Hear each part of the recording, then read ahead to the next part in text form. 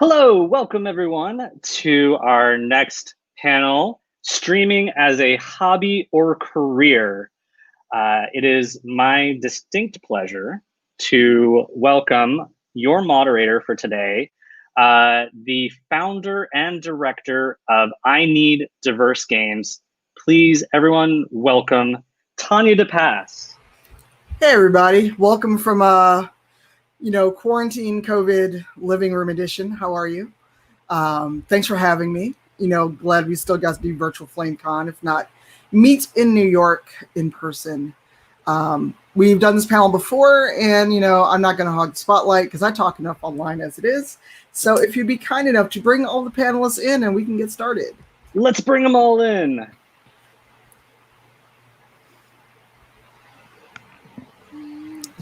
Enjoy, everyone. Enjoy the panel. Hello. So instead of doing the thing where I tell everyone about how wonderful all the panelists are because they're all amazing and they're all wonderful friends, everyone's going to get to talk for themselves. But what we're going to do first is a little bit of housekeeping. We are live on both YouTube and Facebook Live. So our Twitter handles are in everyone's bio, and they'll be put on the screen later. So tweet at us, follow us, but please put your comments and questions in the chat. We'll get to them toward the last few minutes of the panel. If you have a comment, we're going to ignore you, just like I do in person when I do these panels. So hang out. Please live tweet the panel, tag us. We're not saying anything that's trade secrets.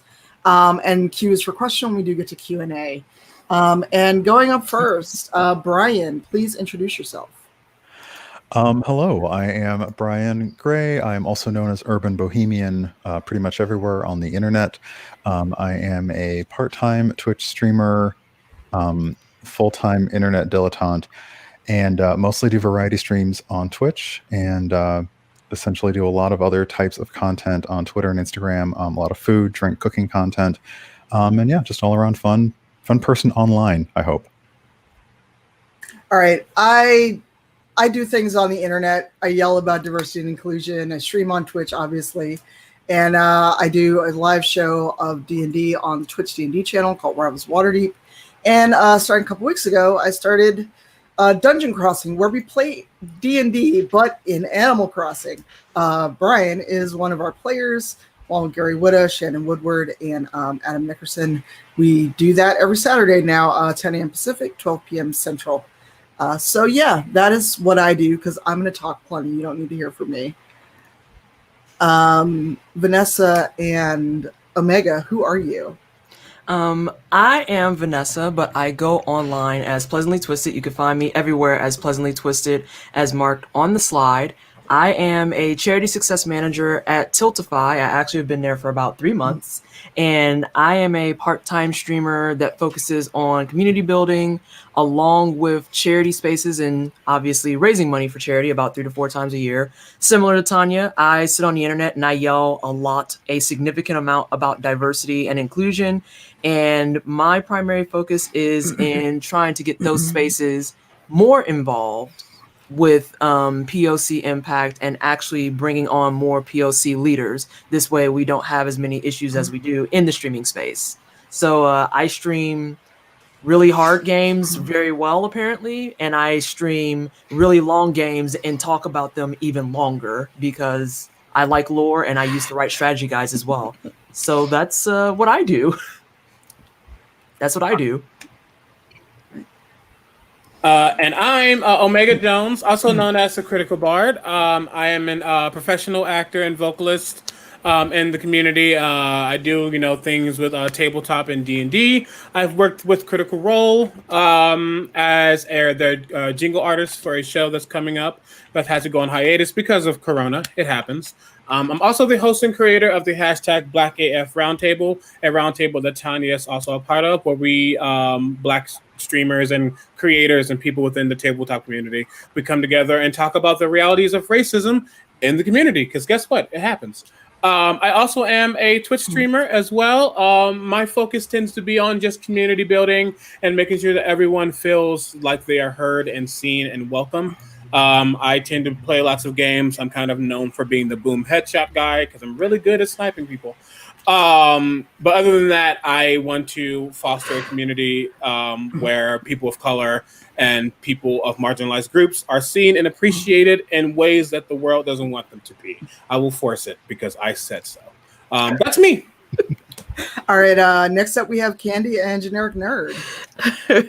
Hi, I'm Kandi Williams. I am the co-founder and executive producer of the Dicey Amazons Twitch channel. We are a variety channel. We do tabletop games. We do nerdy talk shows, video gameplay. We're now streaming 7 days a week, starting this week. So you can catch us doing a whole bunch of things. We started because we wanted to see more visibility for marginalized groups and people of color in gaming and nerdy spaces. And so we're here to kind of fill that, that area. You know me as Generic on all platforms, part-time broadcaster, full-time fighter of technology and ISPs, and occasionally when not busy trying to keep the lights on, I'm part of various TV shows, streaming whatever it is I'm interested in at the time, whether it be Yakuza or good old Ooblets when I find the time. Cool. And also, thank you for joining us because this is your very first panel ever, correct? Yes, this is my first panel, period. There's a lot of Yay. firsts today. Awesome. Same here. Really? I did not know that. Oh, wow. Yeah. That's great. I did not know that. So let's get right into it. Streaming, a lot of us talk about it. All of us stream in some capacity or not, or in some capacity. Otherwise, we wouldn't be on this panel. For all of you, and the first point we'll get into it in depth a little bit later, but what got you to start streaming, and to you, what's the difference between doing it for fun, between doing it for a living, and the apparent question of can't you do it for fun and make money? So who wants to go first? I think I made the most apparent ugly face, so I guess I'll go first. I was going to call on you. I was like, oh no, I don't want to give my story because my starting story with Twitch streaming in particular. So I initially just was a viewer, and I was working, this is 2 jobs back. I was working at a job that literally bored me to tears, and I was like, I need something to keep me going. And so I started joining into communities and getting involved. And it was like, oh, this is cool. And I was in a community that was like, you should stream. And I was like, funny, Black woman on the internet, hard pass, but thank you. And so then eventually I did just give it a shot. And I started off with Darkest Dungeon. And as time passed, I got a little bit more comfortable. And then my very teeny tiny community at the time helped me out with getting a camera, getting a mic, and then even helped me with getting a chair because I have mild back problems that are terrible. But eventually I realized that I could actually cultivate a community, and it started in my mind as a small space for friends. And then as time passed, it just kind of culminated more into, I can make more than a space for friends. I can make a community. I can make a space for people to feel welcome, to feel like they can hang out here. And I took that idea of being mortified of being a Black woman on the internet, a Black queer woman on the internet, and flipping it around and saying, you know what? But I belong here, though. And I want to make sure other Black and queer people know they belong here, too. And then it just became my hard focus. And I got a concrete schedule, started making plans, started saying, I'm going to figure out ways to give back as best I can. And then charity got introduced, and it just kind of took off from there. Awesome. I'm going to go on not the flip side of that, but I probably am the one on this panel, and I might be wrong, but I only started streaming about 5 months ago, period. But in that same breath, I was already a quote unquote name in the community on Twitter as far as tabletop and D&D stuff goes. So my transition was, a lot of people helped me come in, and I was seeing that people were doing it, and I saw hey, this would be fun. I was a viewer as well, but not in the sense where I was in everybody's stream all the time and all that stuff. It was basically Critical Role, Rivals of Waterdeep, D&D Beyond, those type of things. I was oh, look, this is a cool thing I can watch. But once Corona hit, and I was effectively jobless, I had all the time in the world. And I was like, let's actually finally start to stream myself, because it seems like a really cool thing. It seems like something that people would like me to do. We've had a slight hiccup. I'm going to keep going while that happens. I forgot what I was saying. I started, and I did it not in the sense to make money. I did it because I wanted something to do. I wanted something that filled the void that I didn't, that needed filling because of not only being jobless, but having no work. I'm an actor first and foremost, so I couldn't perform. I can do anything. So this is my way of performing. And then it went from there. So yeah, I was like doing it a lot more for fun than for money. It's definitely a different mindset trying to do it for money, but I started off doing it just because I wanted something to do. That's me. I'll go next. I started playing TTRPGs about 20 years ago, and I've been a very big geekly nerd for way longer than that. And so I'd been DMing recently within the last like 5 years, and basically just doing that with a bunch of like family and friends. And I was looking to do a game that was all with women or non-binary people. And so I ended up starting that with a couple of people, some people that never played and just really wanted to play and never got the chance to. And while also doing that, I was looking to starting another business to empower people. And so we started playing, and the people that were around that weren't actually playing were like, you guys are hilarious. You would like I think people would love you like on the internet. You should really start streaming. And so we were like, okay. And at the time, I'd been watching Critical Role since 2017, and I'm like, oh, this is so awesome. This is, something I kind of want to do. And then when people were saying that about our game, I'm like, we can do this. And so we started actually just June of last year. After about a 6-month ramp up, we actually were playing in our same studio. We built our own studio. So we kind of started it as more of a career type thing, but like lightly. We weren't trying to like go in and do all the big things yet. We kind of wanted to, step into it. And then, after we actually first started, we were only streaming every other week, our tabletop game. And then a few months ago, we decided, okay, we're just going to do this. And now, 4 or 5 months later, we are now streaming every day and bringing on sponsors and all things like that. And so we're just like super excited that it's actually taking off the way that we were hoping it would. But there's definitely a difference between streaming as a hobby and as a career. Because as a hobby, you can get started a bit slower. And we didn't start with like the best equipment. I did a whole lot of research and like just finding equipment that would work for us. That wasn't a lot of money. And so we were using like little webcams and stuff like that. Now that we're all at home, we all have our own cameras and computers and stuff and do it from home. But it's definitely a difference when you're trying to start something as a career and use it to bring more visibility for people of color and marginalized communities. Did I miss anyone when I accidentally closed the chat? No, I can go. I can go next. Okay. It really just started for fun. I was streaming from console. I had been on Twitch as a viewer for a few years, and then thought, oh hey, like I guess my console can stream to Twitch. Let's see what it's all about. And the first few streams were I actually am being reminded. I always say this every time we do this panel. The reason I got into streaming was because of Tanya. She essentially said, I think you'd enjoy it. I think it would be fun. I was very skeptical. I was basically streaming right from console. The first two streams were not great. They, in terms of, oh, hey, I guess this is live on the internet. Okay. And then I guess my ISP kicked me off. Great. So it's always been a lot of like a side hobby for me.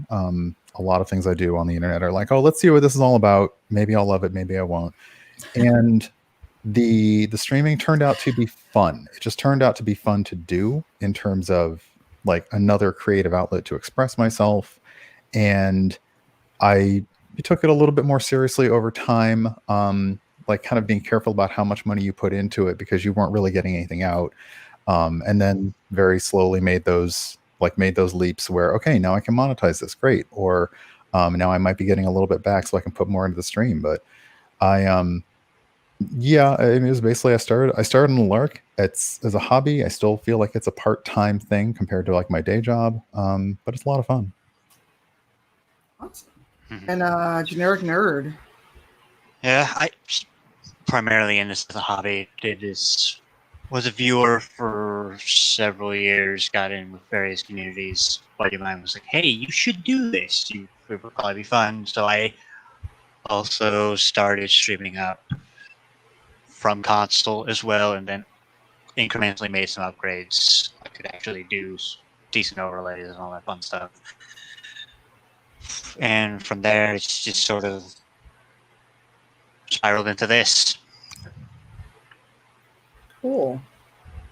I mostly just started streaming because I wanted to play Dragon Age Inquisition and stream it. And I have a PS4, and I was like Brian, I'm like, I can stream direct to Twitch with my PS4. So that's what I'm going to do. And because I'm a big Dragon Age nerd is why I started streaming. And I kept going from there because I never thought I would be a partner. Affiliate didn't exist when I started streaming. And it was like, I'm just going to go play Dragon Age. And then The Witcher came out. And then all these other games came out. And, you know, The Witcher takes you 20 years to play. I don't think I've still finished all the DLC in that game. So one day, maybe I'll finish them. But yeah, that's where I started. And we have a slide to kind of go in depth about that.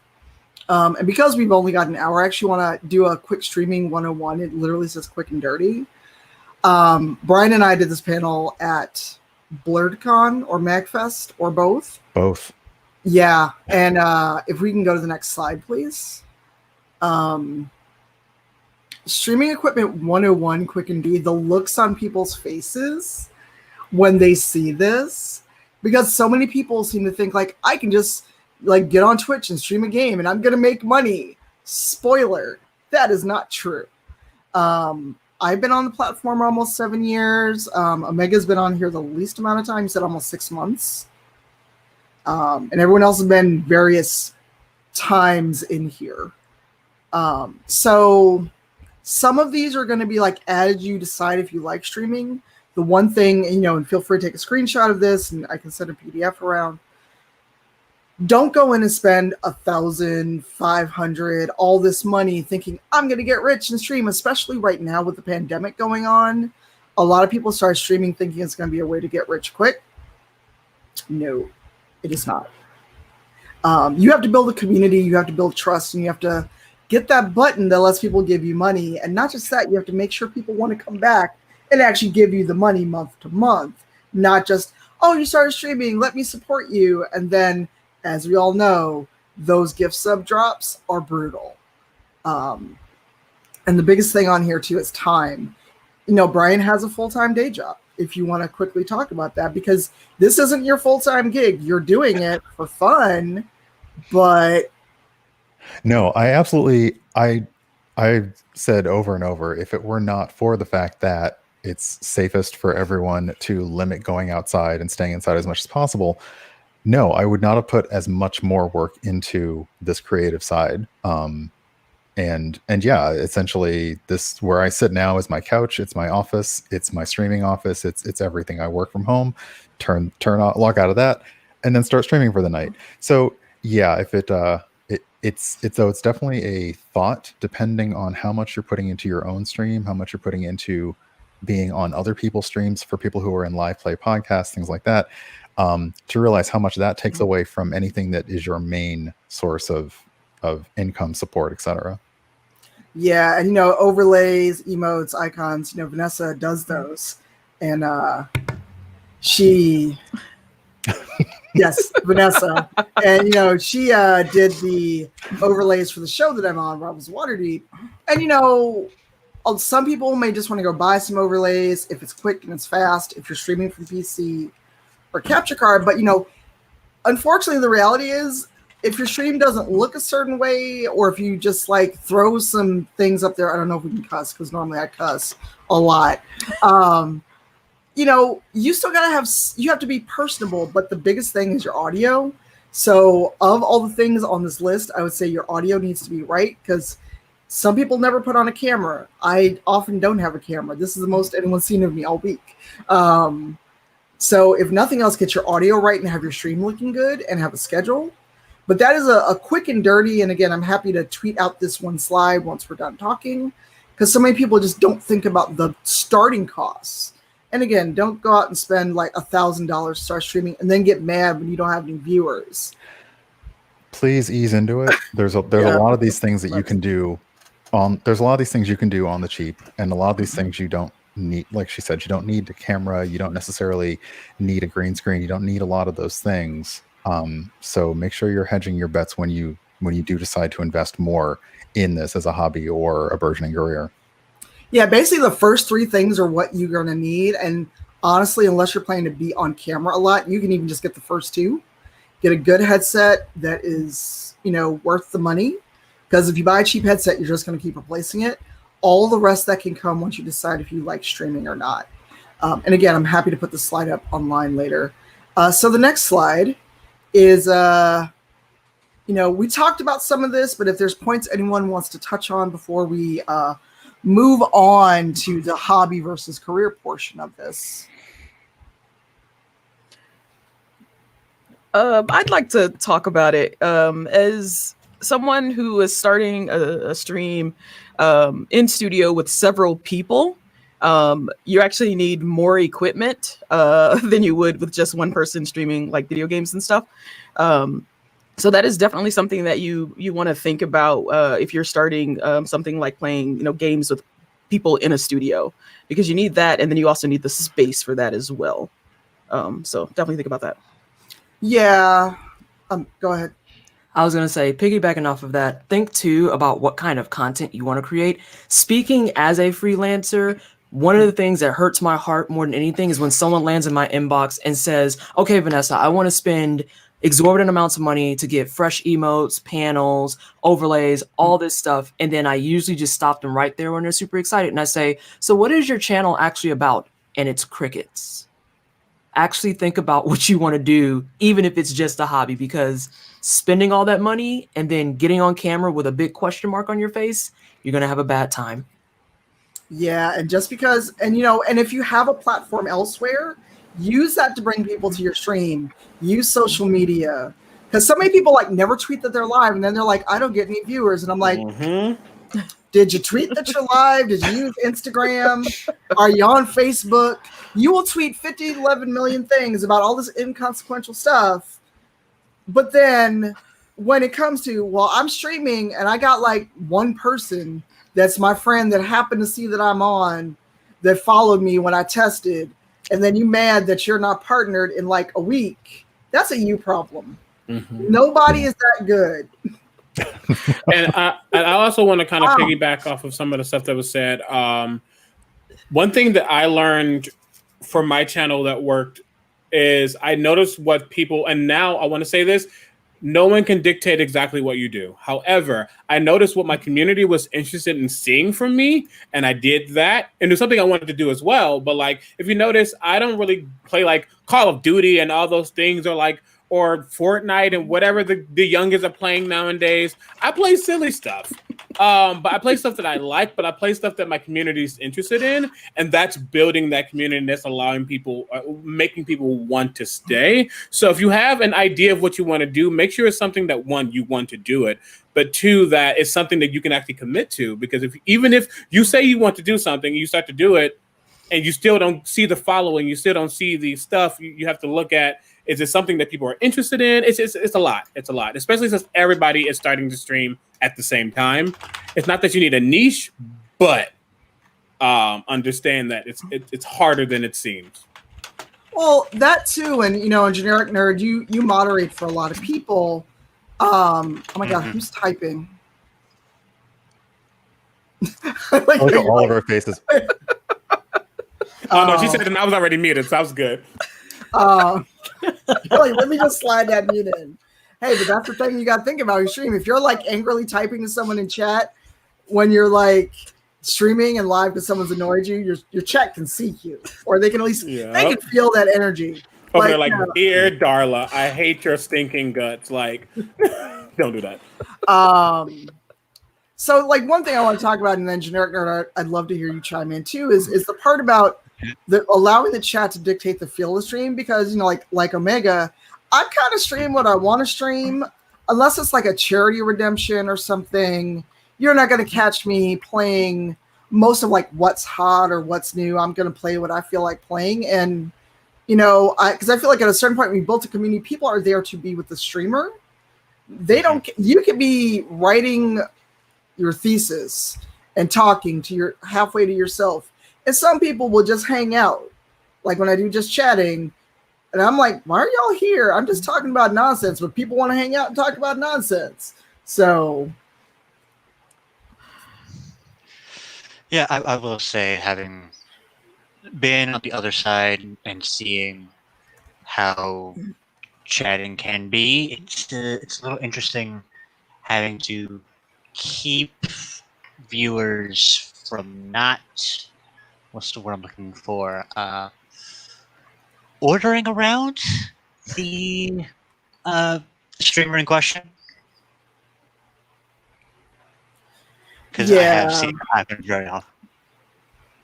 Yeah, like our friend DJ Knight, you know, you mod for him. I've known him for years. You know, and I mod for Brian, I mod for Omega. And, you know, I'm in everyone's stream. And this the entitlement that people have. That is a thing that can make it hard to build a community when people come in and go, why aren't you playing blah, blah, blah? It happened to me when I was playing Dragon Age Inquisition. Well, you know, The Witcher's out. And I'm like, you got Witcher money? Yep. Well, it's one of those things where it's just like people don't think about it. And so while we're kind of transitioning on this, before we get into everyone's kind of path to streaming, we've got some bullet points about when you stream as a hobby versus as a career. And, you know, anyone who wants to talk about these things, feel free to either jump in on either the hobby or the career side, because I don't think any one of us is making all of our money off streaming right now, right? Mm-mm. Sort of got close enough. Yeah. I mean, kind of, because, again, Corona said, no job for you. I mean, I am making a good chunk of my money from here. However, because I'm also in the community doing other things, there are other opportunities that I have pretty consistently, not the exact same opportunity, but I get a good chunk throughout the month to also offset some costs. But yeah, I mean, for me, it is essentially I call it my 3/4 time career, because it's not really full time, but it's definitely not part time. It's like 3/4 of my time right now. But sorry, someone else was going to say something. I got you off. I'm sorry. Somebody talk, or I will. Or never. I'm trying to think of how to word it, because looking at the listing itself, I kind of mix and match in between the two, because I still fall very much under hobby. But at the same time, I do have a set schedule, because even though this is a hobby for me, I am also, and Tanya can attest to this from DMs and everything, I'm a busybody. I am 900 places at once at all times. There's no such thing as Vanessa's in one spot. So I have to have a schedule, or else I won't be streaming, because I'll mess around and book something else in there. But at the same time, I'm streaming Final Fantasy VII Remake right now, which came out earlier this year. So like, I'm not particularly invested in making sure I keep up with trends and everything. It's kind of something that's been echoed already. I play what I want to play, and I play it when I want to play it. And my community is completely okay with that. I know Talvo's in chat, and she will literally promo me harder than myself, because September I'm playing her favorite game, Sekiro, and she's gonna guest, and she's probably gonna say something in chat even now and being like, hi, yes, I'm here for this stream. But Sekiro's been out for ages. So I'm kind of a mishmash. I'm like hobby plus, if you will. I'm like hobby plus. Not quite career, but definitely something I take seriously. See, I'm gonna piggyback real quick and say I'm career minus, and I say that because I literally, my mods, Dasbus in chat right now, I just said this is gonna be my schedule. but I highly doubt I'm going to actually adhere to it because I play when I can and when it makes sense for me. I would like a set schedule, but my set schedule is still going to be lax and fun and figuring out what happens when. And I might not do it this one day. And at the same time, I don't really care about what's hot. I just finished Last of Us Part 2 on my channel, but I didn't play it when it immediately came out. I didn't have the money nor the PS4 to do it when it came out. But still, I wasn't pressed about, getting it in on time. Like a lot of people have requested Ghost of Tsushima right now, which sounds great, and I want to play it, but it's on my time, not on the world's caring about it time. So yeah, I'm like, it's career, but career minus. Career light. Career light, exactly. We're actually on the way to career, so we're not like making money for it to be a career. There's 6 of us total. I pretty much run most of everything though. I do like all the graphic design and all that stuff. But we're, like I said, on our way to making it a career. I have a full-time job. Everybody else has a full-time job, but I spend a lot of my extra time on this.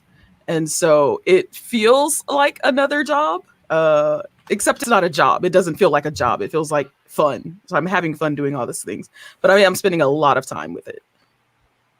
Okay. Any other thoughts on this? And do you want to delve more deeply into why everyone got started, or you just want to kind of go into things people should consider before choosing one or the other, and then we have more time for Q&A? I kind of feel like we all touched on a little bit of how we got started. A little bit, yeah. Okay. But yeah, I would say for this, the things in the hobby column, and I feel like a pandemic basically changed all of these rules. But yeah, everything in the hobby column I would say that is like the very zero starting line. And any of those bullet points, you may be a little further on, you may be a little not quite to career. But yeah, there's obviously there's no one way to do this, but even as a hobby, if it's something that you enjoy, streaming especially, like you can enjoy streaming, but even that still needs there's still this understood thing that by doing it, you'll want people to see it. You'll want people to engage with you. So not being interested about any of these things, that is like the zero level of hobby. There always needs to be some advancement on some of these bullet points, I think. Even as like hobby light, career light, hobby plus, somewhere in the middle. Yeah. I'm telling you, I'm hobby plus. You're hobby plus. I'm a hobby plus. You couldn't tell me to play Final Career light. I love it. You couldn't tell me to play Final Fantasy VII Remake when it came out. I purposely avoided it because I didn't want people in my chat being like, this is going to happen, that's going to happen, because I know how I am, and I know I have an attitude very quickly. So if you showed up and you do that, it's going to go very poorly. That's my next job interview. I'm more career light, so, Can I have Saturdays and Sundays and Tuesdays But off, note please? that I said career light, not pay light. Don't get it mixed up. right? Period. Periodic table. I want my money. Wow. We can't take you all anywhere. Just saying. Well, right now you literally can't take us anywhere right now. I mean, I'm just seeing that like networking and event attendance and career. What events? Like, where have you been? Inside. But yeah, I love the fact. We're inside, but are we not networking right now on a virtual event? Oh, we are. That's true. Have we not been doing virtual things? Are we not doing like collaborations? More so even, and I think that's the other reason like the pandemic has changed the rules of all of this, is that I think people are finding more time. They are finding way more time to get involved in a whole lot more creative efforts than they had planned on. For sure. Yeah. All right. So for our dear backstage manager, we're actually going to skip ahead to things to consider before you choose a path. And these are just points that if anybody wants to think about it or say anything that I haven't already touched on. So we have two slides. One is more focused on making this into a career and being a full-time broadcaster. Because there are very few people I know of that this is their full-time gig, because with pandemic happening, other stuff, a lot of people are having to drop Twitch subs, drop those Patreon support, You know, maybe they can throw you a coffee here and there, but they can't keep up a constant flow, or they got to be real choosy. Like, okay, well, I've been subbed to this person for like a year and a half. I don't want to lose that streak. Versus, you're cool, I like you, and if I had extra money, you definitely would get that $5. But so, you know, not even if you make it a career, the support may or may not be there. Not because you're not entertaining, but it's because people ain't got no money right now. So, are there anything on any of these 2 slides that anybody wants to discuss while we start? Somebody is. Oh, that was a car going by. I was like, are we about to get feedback? What happened? So just questions or comments on anything on this slide while we start taking comments or questions, I'm sorry, from the chats. The one that really stood out for me personally that kind of pushed me into, I know we're beating a dead horse, but into Hobby Plus was how much time can you put in? And literally, I cannot stress enough that is probably one of the most critical parts of it. Because I remember starting out, I had no schedule, and I was doing 5 hours one week, 20 hours another week, 15 hours here, 10 there, everything else. And having something concrete really helped me out. But it also really kind of highlighted to me how much energy I wanted to put into it. And so even over the course of it'll be 3 years in November of streaming. Oh, I almost messed up my eyes. Tanya, you would have screamed at me. You would got a text. I'm good. But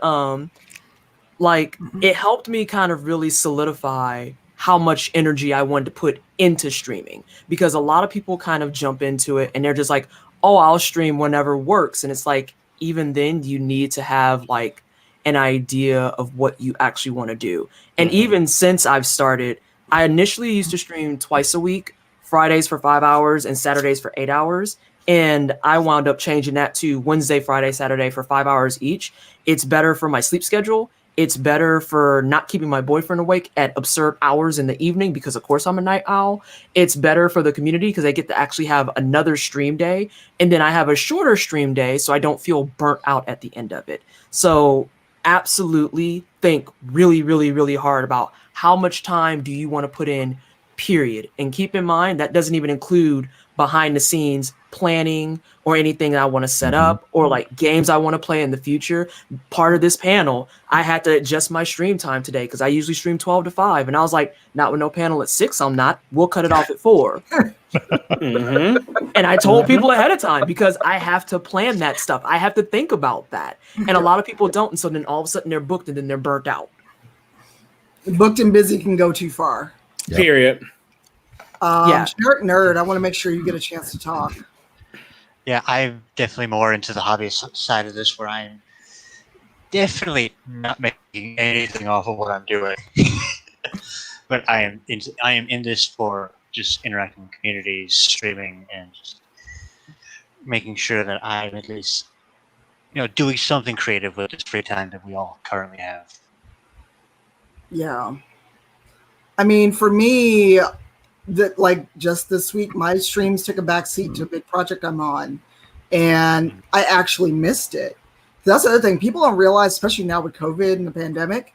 Sometimes streaming is your only interaction with other people, and if some like a work project, if it's not your full-time gig or your 3/4 gig, your career light gig, if it knocks you off your schedule, you're sitting there like, man, I ain't streamed in a minute, and you miss it. But then you're like, but I got A through F due in like 4 days. I can't stream because if I stream, that's like 6 hours out of my day. It's not just the going live and turning the stream off. It's the, what am I playing? Did I put out on because when you do this as more than just I'm on stream, like our friend NK Jemison, she streams when she feels like it, but she's also NK Jemison. People gonna show up and be like, oh my God, you stream? So she's like an outlier, because people know her from other stuff. But for us that got to work at this really hard, and Nora, please don't yell at me if you see this. I could feel a text coming. If we don't have that name recognition, or, like Gary Wood and Shannon Woodward are on Dungeon Crossing with us. Shannon just started streaming and she's pulling hundreds of people per stream, but she's also an actress and famous. So it's like, how much time and how much of yourself are you going to put in this stream? And the last thing before we start taking Q&A is the career slide, because this is something I think is a lot more prevalent, especially since a lot of us just got, well, not us, general us, Omega, Brian, and Vanessa just got partnered fairly recently. So especially that third bullet point, if you have thoughts on that. Mm-hmm. Because it is like no other way to put that. I am not the end all be all of partnership. I do not understand all of the goings and the rules and regulations of everything. But it's just a step. Once you get that check mark, guess what? I'm not bathing in money. My payout this month was less than half than what I got last month.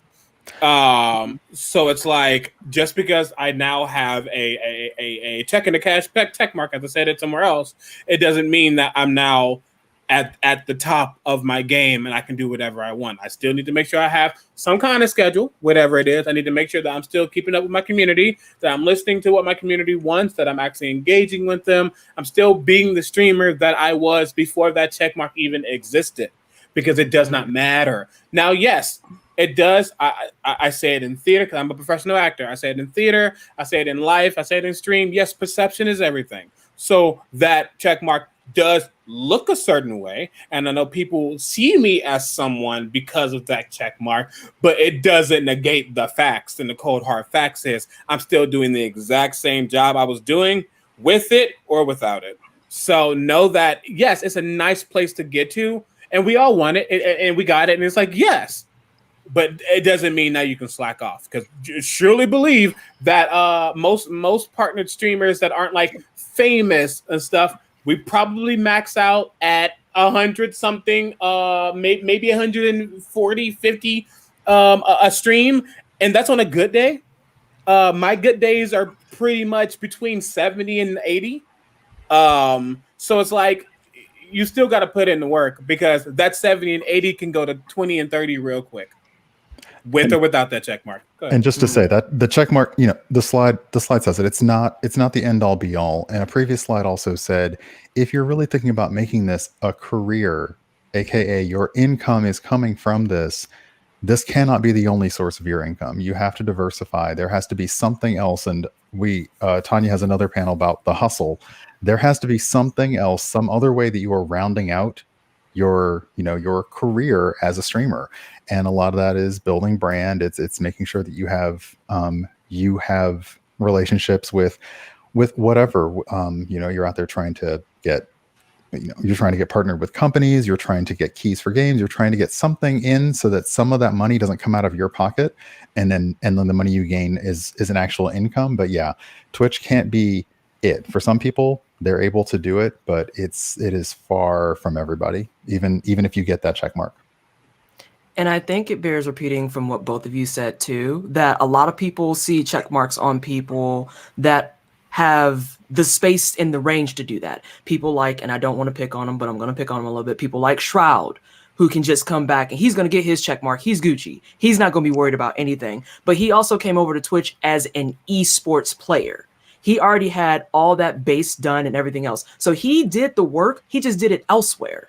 He literally did it elsewhere and brought it over to Twitch. And a lot of people get into this mindset of, oh, well, now I'm partner, so we did it. And it's like, actually, it's not even just a step. It's kind of like, it's the upgrade. It's now making you as a streamer elevate your game to a whole different level. Because once you get, at least for me, when I got the check mark, there was tears, there was snot, there was people coming in and celebrating, and it was wonderful and great. And everyone was just like, subs with no shame.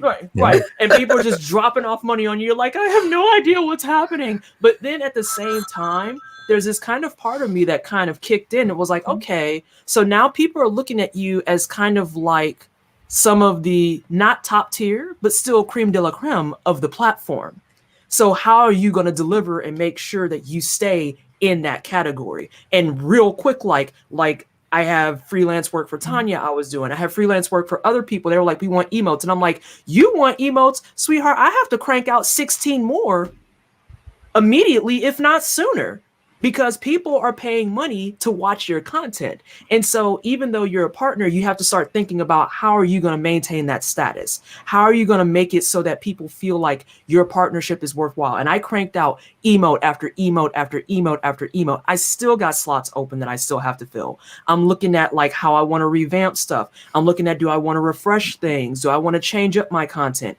It's a whole different business mindset that kind of kicks in.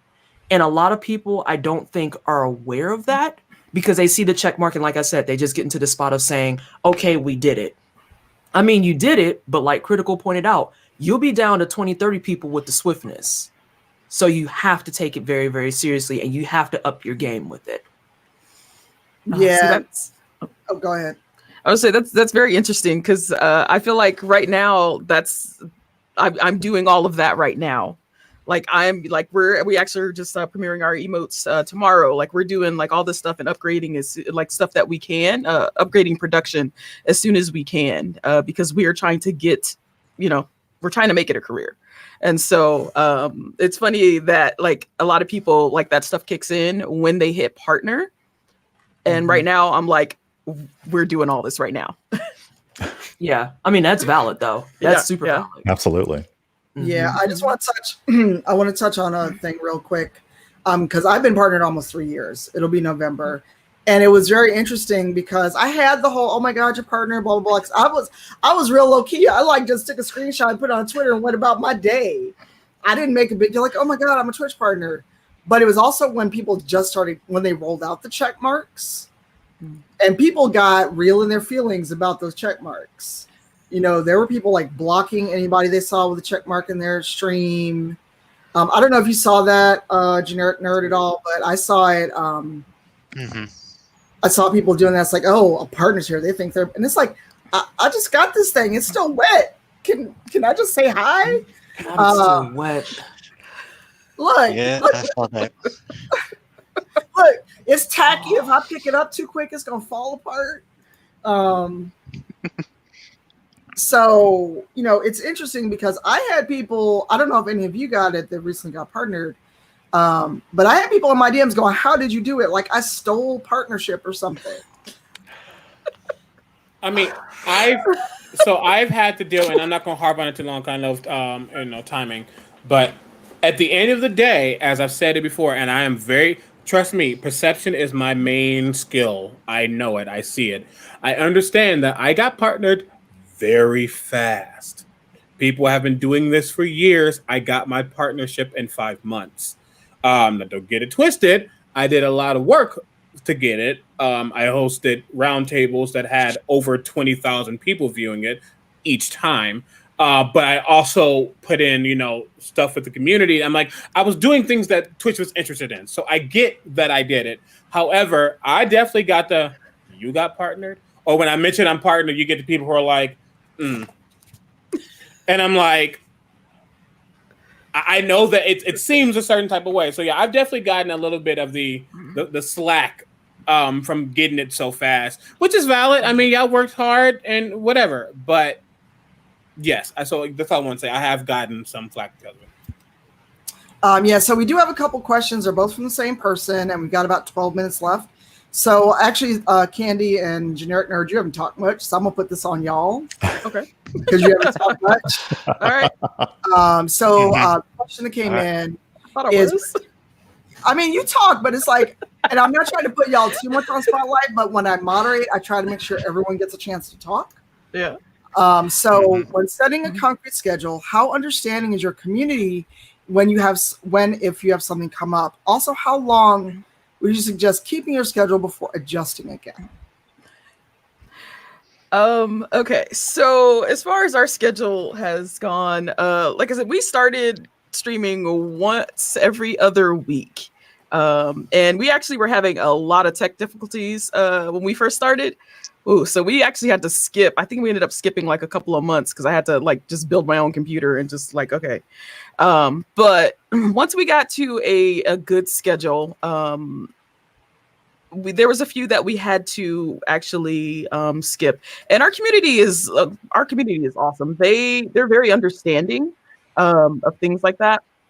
And since then, we've gotten bigger, and we've pretty much kept to our schedule. There's been a couple of issues, like a couple of tech issues, where we just couldn't stream. And so the rest of my group, it was my computer and I was supposed to be the one producing the stream. But the rest of my group got on. One of them produced it, and they were just on doing like talking and doing a roundtable while I was trying to get my computer back up and running. And so when you actually have a group, it's probably a little bit easier because you can have other people kind of jump on and do things. But like I said, they're very understanding. And our schedule has changed only because we've been adding new shows at this point in time. And so everybody's really understanding and just basically loves the content that we're putting out. Cool. Yeah, I will say on my end, people who know me personally know that my schedule is practically non-existent, and that when I do stream, I at least know that some people will eventually show up, and that I'm not really worried in particular if I get the viewership or not. It's just, hey, I'll be live if they happen to. I'm probably at the worst default here about having the schedule, so I need to better myself in terms of that and actually setting a set one. So we got 3 questions. We have 10 minutes. So in the interest of time, Omega, you said you wanted to take the collaborative talk show question? Yeah. I'm trying to start a collaborative talk show on my Twitch, but I also want to stream games on my own, which my collaborators aren't doing. Should I stream on my own first? I'm going to say yes. And I say that because I have a collaborative talk show. I do this every Tuesday. I bring in someone in the community and we talk about whatever we want. But at the end of the day, it's my channel and my stream, and I'm bringing them on with me. So having that base is very important. I don't know what much more I can actually say about that. But I mean, that's just the bottom line. You can't depend on anyone else when it comes to that type of thing, because as long as you have it set on your schedule and your time and you know what you're doing and you're bringing someone in, it's all going to be fine. But if you're depending on that collaborator and they're not on the time schedule that you're on, it's just going to be a lot of chaos. So having it set for you, then bringing someone in who has the ability to be on your time, that's just the way to go. That's how I feel. Okay. Does anyone want to take the next question, which is kind of, it's similar to one we've answered, and I know that the same person asked a second question. If we get through all of these, we'll answer it because I want to make sure at least questions come in. So I'm going to read it out, and if somebody wants to take it in the interest of time, and if not, we could also answer these on Twitter. So the question is, I know having a regular schedule is helpful for getting and maintaining viewers, but how long would you say you have to catch and keep a new viewer's attention when they first come to your stream? I can start on that, and then I have bits and pieces. So it's kind of a bizarre question because there's not really a concrete way to gauge how long a person needs to be there to be locked in. I've had people who've joined my stream for an hour and been like, this is dope, and thrown down a tier 2 sub, and I'm like, you've been here long enough for me to yell like 6 expletives, but live your best life. And I've had people who literally, they are there for the specific game I'm playing, and that is it. So there's not really, hang on, let me go back to the question as well to make sure I'm reading it right. So I would say probably if they're there for at least a couple of streams, you have someone who's working towards, if we stick to paths, a path to being a regular. And it's about making sure that you're still just doing stuff that A, you like to do, B, you're interested in doing, and then C, that ultimately cultivates the community that you want to cultivate. The reality of it is, even for how many people I have coming in and out of my channel, I try to stay realistic about it. I don't expect every single person who stops by every single time to become a regular. But the people who are the regulars, those are the ones that we consider more community. Like my community, they're all like different ages, different interests and everything else, but they're there to hang out with me because they want to hang out with me. And they've been there. Some of them were immediately hooked a weekend. Some of them, they stayed for an entire month before they committed. Some of them came along on raids and was like, I don't think I would have ever found you if this person never raided you. So there's not really a definitive like time frame so much as it is just maintaining consistency with your own stuff and maintaining consistency with how you want to build your community and what you want to see come out of it, if that makes sense. No, it makes great sense. Sorry, my voice is a little scratchy. I've been talking a lot today. So we have time for maybe one more question. And Dazbiff, I got your question. We could answer that on Twitter or in the Discord, because Dazbiff is an amazing mod to most of us on this panel. But Kandi, I'm going to throw you the last question. What can friends and family do to support streamers / aspiring streamers to help them focus on it and grow? And I'm going to be that person really quick, because my friend Toya Finley told me this about calling yourself an aspiring anything. If you are actually streaming, you are not aspiring to do it. You are a streamer. If you have not yet streamed, you are planning to stream, because aspiring is one of those words where it's like, I see that, I'm like, you don't know what you want to do yet. I'm going to slide on to the next person. So if you stream, you are a streamer. Don't call yourself aspiring. You've gone live, you're a streamer. Kandi, what do you have to say? Yeah, so with it being 6 of us, we had a wider group of friends than like a single streamer.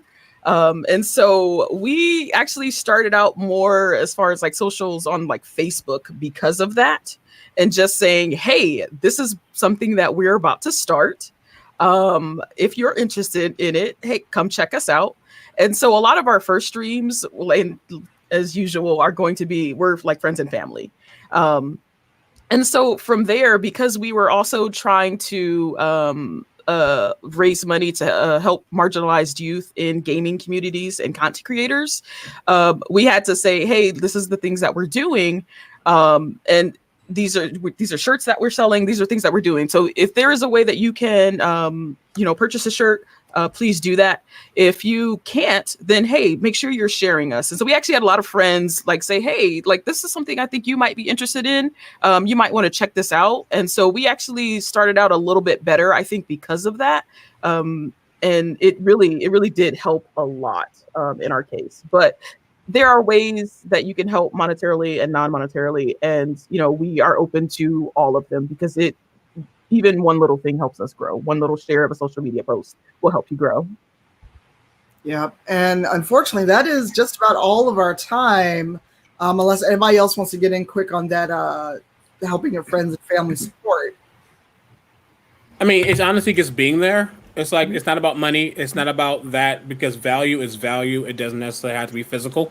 So being there, supporting, retweeting, liking, Absolutely. having a comment, put it in Discords, put it on YouTube, whatever. The more it's seen and the more people interact with it, that boosts its value in a way. So yeah, just being there is what's most important. Yeah. And if you can't, and if money's tight, just like pop in, say, hey, leave the stream up on another tab, because that's another view. All right, we are down to 2 minutes. So everyone, I'm going to go in the order I see people on my screen. So it's going to be Kandi first. Who are you? What do you do? Where can we find you? I'm Kandi. I'm the co-founder and executive producer of the Dicey Amazons Twitch channel.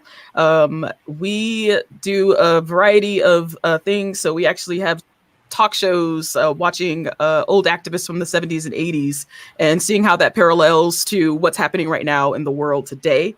We've got nerdy, blurty talk shows. We've got video gameplay, and we play TTRPG games. We're actually streaming right now while I'm here, which is fun. But you can find us all over the socials as Dicey Amazons. I actually run all of the social accounts. So if I'm ever talking to any of you in Twitch and all that things, that's going to be me. Yay. Omega. Real quick, my name is Omega, also known as Critical Bard. Critical Bard across all social media channels. I'm an active vocalist. I do a lot of stuff on my Twitch stream. I'm a variety hot mess. That's what I call myself. And like I said, I am the host and creator of the hashtag BlackAF Roundtable, which is coming back August 26th. Nice. Get that on your calendar. That's what I want to say. GenericNerd. You know me as Generic on all socials. To the person who stole GenericNerd without the underscores on Twitter, I am coming for your ass. Other than that, find me. Wow, can't take you nowhere. Brian. Brian, Urban Bohemian, pretty much everywhere. Variety streamer on Twitch. Catch me weekends and Tuesdays. Vanessa. Pleasantly Twisted across all the things and everything. Finally, 3 times a week, I'm there playing JRPGs or try-hard games. I'm talking a lot or I'm struggling a lot. Pick your poison, and we drink wine and tea. And I'm Tanya. I'm here. Well, I almost said here on Twitch. Twitch.tv Cypher Tier everywhere online. On my channel tomorrow, I'm on Twitch.tv D&D Rebels Waterdeep, our penultimate episode for this season. And then later in the evening, I'm doing some Greek mythology over on Bard and Barbarian. Follow me on Cypher Tier everywhere. And ginger ale flavor. Tweet us your question in case we lose it once we are done with the panel. But that's it. Thanks a lot for hanging out. All right. Thank you. This is fun. Bye. Bye.